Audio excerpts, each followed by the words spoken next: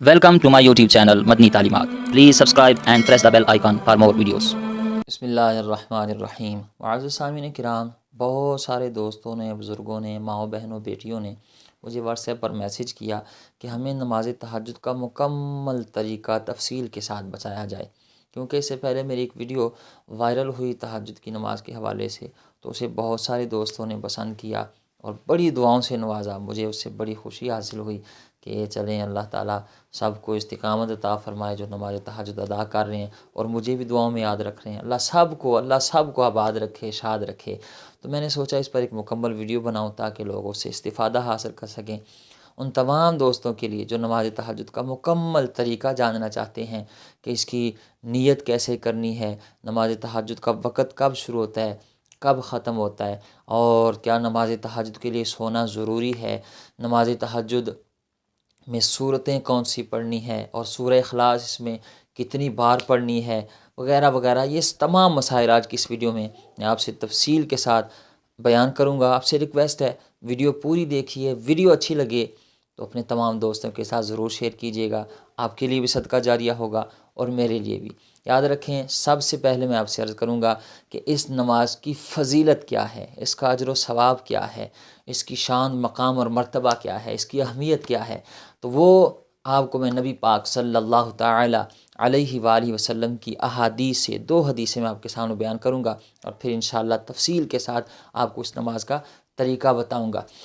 پہلی حدیث سنیں، صحیح مسلم میں یہ حدیث شریف موجود ہے اور اس حدیث کے راوی حضرت ابو ہریرہ رضی اللہ تعالی عنہ ہیں۔ آپ فرماتے ہیں کہ نبی مکرم شفیع معظم رحمت عالم صلی اللہ تعالی علیہ وآلہ وسلم نے ارشاد فرمایا کہ رمضان کے روزوں کے بعد سب سے افضل روزہ ماہ محرم کا روزہ ہے، اور فرض نمازوں کے بعد سب سے افضل نماز وہ نماز تہجد ہے۔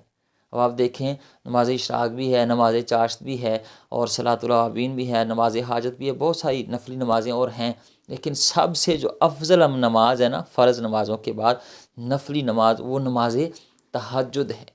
تو یہ کس قدر عظیم اور بابرکت نماز ہے اور اس کی فضیلت اور شان اور مقام اور مرتبہ کو آپ اس حدیث پاک سے سمجھ سکتے ہیں۔ ایک اور حدیث میں نبی کریم صلی اللہ تعالی علیہ وآلہ وسلم نے ارشاد فرمایا کہ 3 لوگ ایسے ہیں جنہیں اللہ تعالیٰ دیکھ کے مسکراتا ہے اپنی شان کے مطابق۔ وہ 3 لوگ کون سے ہیں؟ پہلے نمبر پر وہ لوگ جو نماز کے لیے صف بندی کرتے ہیں، یعنی جب جماعت کھڑی ہوتی ہے تو وہ لوگ جلدی جلدی صف سیدھی کرتے ہیں، صف کھڑی ہو جاتی ہے، نماز صف بندی کے لیے تیاری کرتے ہیں، تو وہ خوش نصیب، ان کو اللہ تعالیٰ دیکھ کے مسکراتا ہے۔ دوسرے نمبر پر وہ لوگ جو جہاد کرنے کے لیے صف بندی کرتے ہیں، تو ان کو بھی دیکھ کے اللہ تعالیٰ مسکراتا ہے۔ اور تیسرے وہ لوگ جو نماز تہجد کے لیے رات کو اٹھتے ہیں اور نماز تہجد ادا کرتے ہیں، تو ان خوش نصیب لوگوں کو بھی اللہ تعالیٰ دیکھ کے مسکراتا ہے۔ اب آپ یہیں سے اندازہ لگا سکتے ہیں، آپ کی کوئی حاجت ہے، آپ کوئی دعا کر رہے ہیں، آپ کا کوئی پریشانی ہے، کوئی مسئلہ حل نہیں ہو رہا، تو آپ یہ نماز ادا کریں اخلاص کے ساتھ، اور آپ کو اللہ دیکھ کے مسکرا رہا ہو اور اللہ خوش ہو رہا ہو۔ آپ یہ نماز ادا کرنے کے بعد اللہ تعالیٰ سے دعا کریں گے، حاجت اللہ تعالیٰ کی بارگاہ میں وہ رکھیں گے، آپ کا کوئی مسئلہ ہے، کوئی پریشانی ہے، اس سے نجات کے لیے آپ جب اللہ تعالیٰ کی، وہ جو آپ کو دیکھ کے مسکرا رہا تھا، وہ جو آپ نماز تہجد ادا کر رہے تھے، آپ کو مسکرا رہا تھا، خوش ہو رہا تھا، جب آپ اس سے کوئی چیز طلب کریں گے نماز تہجد کے پڑھنے کے بعد، تو آپ خود اندازہ لگا سکتے ہیں اللہ کرم فرمائے گا کہ نہیں فرمائے گا۔ ضرور اللہ تعالیٰ پھر اس بندے کو نوازتا ہے جو نماز تہجد کے وقت اٹھ کر نماز تہجد ادا کرے، پھر اپنی دعا مانگے، اللہ تعالیٰ کی بارگاہ میں دستے سوال دراز کرے۔ اور آپ اس بات سے بھی اندازہ لگا سکتے ہیں کہ یہ نماز کس وقت ادا ہوتی ہے۔ اس نماز کا جو وقت ہے نا، وہ وقت ہی بڑا بابرکت وقت ہے۔ نبی پاک صلی اللہ تعالی علیہ وآلہ وسلم نے ارشاد فرمایا کہ رات کے پچھلے پہر، یہ جو تہجد کا وقت ہوتا ہے، اس وقت نا اللہ تعالیٰ آسمانی دنیا کی طرف نزول اجلال فرماتا ہے اور اس کی بارگاہ سے صدائے رحمت آتی ہے کوئی مجھ سے بخشش طلب کرنے والا کہ میں اسے بخش دوں، ہے کوئی مجھ سے رزق طلب کرنے والا کہ میں اسے رزق عطا کروں، ہے کوئی بے اولاد مجھ سے اولاد طلب کرنے والا کہ میں اسے اولاد عطا کروں۔ تو جو بھی جائز حاجت اللہ تعالیٰ کی بارگاہ میں اس پہر وہ جو تہجد کا وقت ہوتا ہے مانگی جائے تو اللہ تعالیٰ قبول فرماتا ہے۔ تو یہ بڑی بابرکت، بڑی عظیم الشان، بڑی ہی یہ اللہ تعالیٰ کی رحمتوں کو سمیٹنے کے لیے ایک بہترین نماز ہے، ضرور ادا کیا کریں۔ آئیے ہم اس نماز کا طریقہ جانتے ہیں۔ یاد رکھیں، سب سے پہلی بات، اس نماز کا وقت کب شروع ہوتا ہے، یہ بڑا اہم مسئلہ ہے، اور اس میں کچھ لوگ غلطی بھی کرتے ہیں، نماز تہجد کو وقت پر نہیں پڑھتے، ان کی نماز تہجد ہی ادا نہیں ہوتی۔ آج تمام دھیان سے سنیں، میں انشاءاللہ آپ کو اس کا صحیح طریقے سے وقت بتاتا ہوں۔ انشاءاللہ اگر آپ یہ دھیان سے سن لیں گے تو آپ کو اس مسئلے میں پھر کسی سے پوچھنے کی ضرورت نہیں پڑے گی۔ یاد رکھیں، نماز تہجد کا وقت جو ہے نا، جیسے ہی آپ نے نماز عشاء ادا کر لی، ہمارے یہاں آج کل 7:30 بجے عشاء کی نماز ہو رہی ہے، تو 7:30 بجے ہم نے جب باجماعت نماز پڑھ لی عشاء کی، ہاں جی، اس کے فوراً بعد نماز تہجد کا وقت شروع ہو جاتا ہے۔ اور اس کا وقت ختم کب ہوتا ہے؟ اس کا وقت ختم ہو جاتا ہے جب نماز فجر کا وقت شروع ہو جاتا ہے۔ یہاں ایک چیز غلط فہمی لوگ وہ غلطی کر جاتے ہیں، وہ یہ کرتے ہیں کہ وہ سمجھتے ہیں کہ جب فجر کی اذانیں شروع ہوتی ہیں تو تب وہ فجر کا وقت شروع ہوتا ہے، حالانکہ ایسے نہیں ہے۔ ہمارے ہاں پاکستان میں اور دیگر بھی بہت ساری جگہوں پر نماز فجر کا وقت پہلے شروع ہو جاتا ہے، لیکن اذانیں آدھا گھنٹہ پونا گھنٹہ لیٹ پڑھی جاتی ہیں۔ تو لوگ کیا کرتے ہیں، وہ اذان فجر سے 10 15 20 منٹ پہلے اٹھتے ہیں اور نماز تہجد ادا کرتے ہیں، تو وہ وقت ہی نہیں ہوتا نماز تہجد کا، تو ان کی نماز تہجد کیسے ادا ہوگی؟ کیونکہ نماز کی جو شرائط ہے نا، ان میں سے ایک شرط ہے جو بھی آپ نماز پڑھ رہے ہیں اسے اس کے وقت میں پڑھیں، ٹھیک ہے نا؟ تو اگر آپ اس کو نماز تہجد کو اس کے وقت میں نہیں پڑھیں گے تو پھر آپ کی نماز تہجد کیسے ادا ہوگی؟ تو یاد رکھیں، عشاء کی نماز کے بعد سے لے کر آپ رات کے کسی بھی پہر اٹھیں اور نماز تہجد ادا کر لیں، اس کا وقت ختم ہونے سے پہلے وقت اس کا تب ختم ہوتا ہے جب نماز فجر کا وقت شروع ہو جاتا ہے۔ اب یہ کیسے پتہ چلے گا کہ نماز کا وقت کب شروع ہوا، کب ختم ہوا؟ یہ تو روزانہ کی بنیاد پر منٹ 2 منٹ 1.5 منٹ آگے پیچھے ٹائم ہوتے رہتے ہیں، موسم کے حوالے سے۔ سالانہ جو آپ کیلنڈر دیکھیں گے تو آپ میں اسے، تو اس کے لیے بہترین طریقہ یہ ہے، آپ کے پاس یہ جو موبائل ہے، آپ اسی میں پلے اسٹور سے ایک ایپ ہے پرے ٹائم، اسے ڈاؤن لوڈ کریں اور اس میں دیکھیں نماز عشاء کا وقت کب شروع ہوتا ہے اور کب ختم ہو رہا ہے، اور فجر کی نماز کا وقت کب شروع ہو رہا ہے، تو اس دوران آپ نماز تہجد ادا کر سکتے ہیں، پڑھ سکتے ہیں۔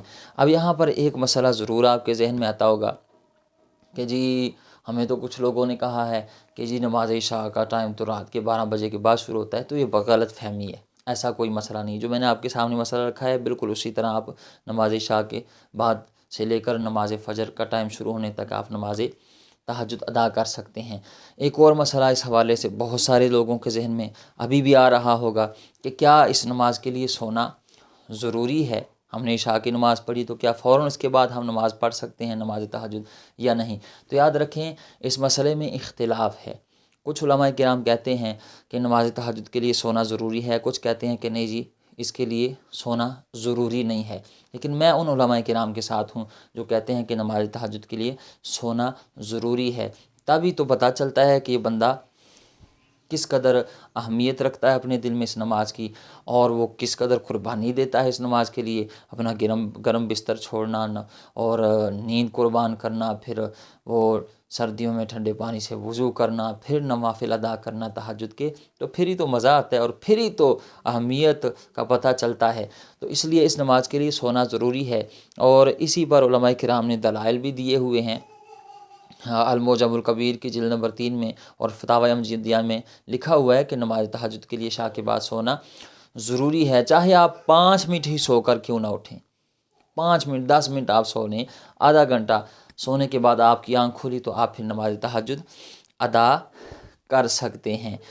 تو یہ تو تھا وقت نماز تہجد کا۔ اب دوسری بات جو اس حوالے سے بہت زیادہ کثرت کے ساتھ لوگوں نے سوال کیا ہے کہ جی اس نماز کی رکعتیں کتنی پڑھنی چاہیے؟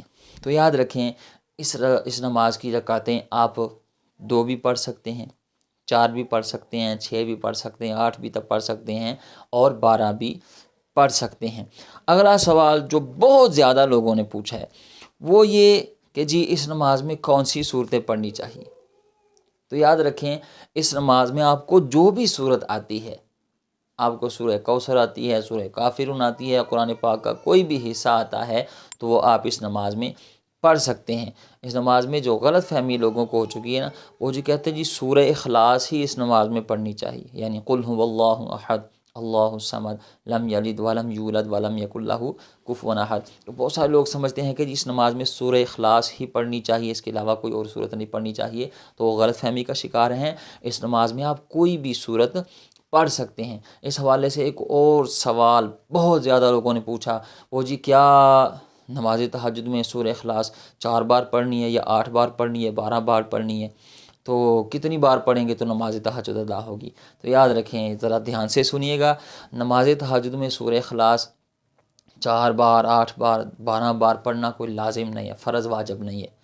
جس نے ایک مرتبہ سورہ اخلاص پڑھ لی یا کوئی بھی سورت پڑھ لی، اس کی بھی نماز تہجد ادا ہو جائے گی۔ اور اگر کسی نے 4 بار سورہ اخلاص پڑھ لی، 8 بار پڑھ لی، 10 بار، 12 بار پڑھ لی، تو اس کی بھی نماز تہجد ادا ہو جائے گی۔ کوئی لازم فرض نہیں ہے کہ جی آپ نماز تہجد میں 8، 4، 12 مرتبہ سورہ اخلاص پڑھیں۔ ایک بار پڑھیں گے پھر بھی ادا ہو جائے گی، 4 بار پڑھیں گے، 10 بار پڑھیں گے، 8 بار پڑھیں گے، 12 بار پڑھیں گے، پھر بھی نماز تہجد ادا ہو جائے گی۔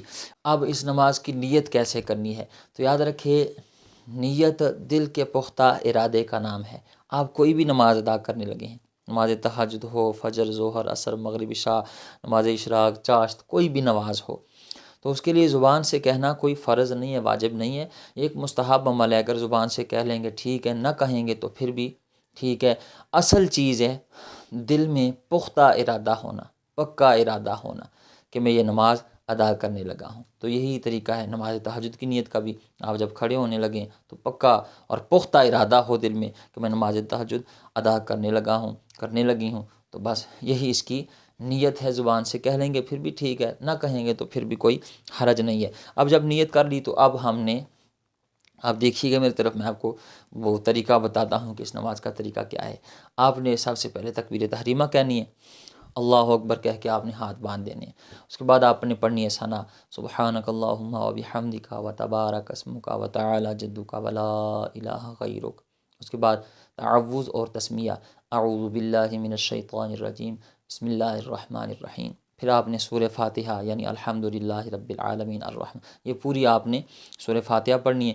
سورہ فاتحہ ولا الضالین آمین تک پڑھ کے پھر آپ نے پڑھنی ہے بسم اللہ الرحمن الرحیم، اور پھر آپ نے کوئی بھی صورت جو آپ کو یاد ہو وہ آپ نے صورت پڑھنی ہے۔